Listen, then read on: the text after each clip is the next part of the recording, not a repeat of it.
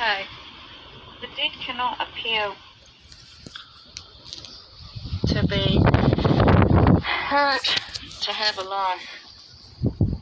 It's unfair what happened to me. Poverty is a crime.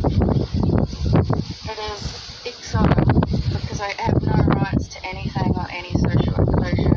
I stood for love and kindness, reaching for my full capacity, belonging with friends and reaching for the stars, while keeping my feet planted deeply into the soil. Democracy was ruined by this one group of power against me, saying it was the bright side. The very innocence of this group was not innocent at all. It was the start of a genocide, of a polarity of people marking me, and now I'm under full discrimination, and it is terrifying out there. I have huge racism in the communities, and I am appealing as I am a British-born citizen of this country, and I feel I have to flee for my safety from ongoing hate crimes.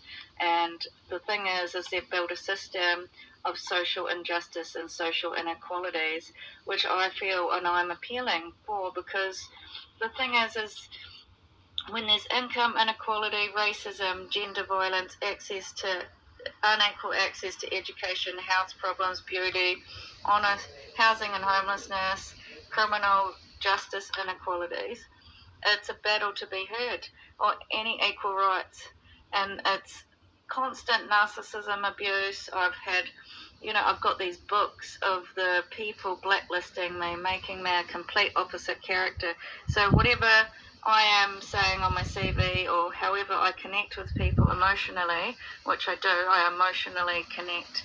I am not respected straight away. She has made it a social injustice ahead of time. So these books and these systems are creating so much hatred and targeting me for this political assassination, that I'm lower class next to all these women. It's just complete injustice. I did not have equal rights. They had full advantage, plus they took all my resources. They had their own resources. They took my resources. It is narcissistic abuse. It put me into a deep depression, and the loss of my family in Auckland really spun me down into not negativity but despair, because these are people that love is not something that we don't open our hearts to everybody, right? So your family is somebody you've always got this open heart to. Suddenly, due to political occupation of Auckland, they had come in and told them I'm a burden to society and very fucking lazy. And it was very cruel, because I was spending time healing and doing mindfulness and trying to escape into watching YouTube, and then trying to reach out for my human rights at an injustice. And instead I was met with walls of hatred, walls of darkness and discrimination, and I was not allowed to have a voice in this situation. I was shut down so violently, and I got sexually assaulted to shut me down. And I'm appealing. I'm appealing to be part of society too, because I want to fulfill my dreams too. I've done a lot. I had to raise kids since I was an 8-year-old girl, because of my mum having to go to work and the uselessness of men not doing their job as a father. You understand? I'm taking the flack as an 8-year-old girl. And this is what I'm saying. The real true identity of Jenny is somebody that silently takes responsibility for everything. And in this case, I'm not going to take responsibility or be the scapegoat of what happened to me in Christchurch, October.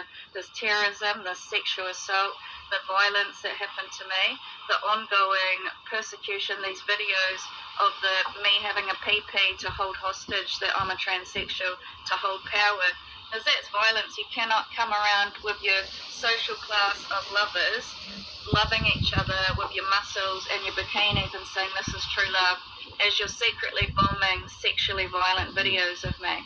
Do you think that that's responsible? I think she's actually causing a lot of hatred in the communities, and then posing herself as love in the communities. And that's the thing. And but every positive action I did, they were sabotaged. Absolutely. Every time I went to social services, it was all sabotaged underneath me, and they were getting books to say I'm an asshole to everybody, and I'm not.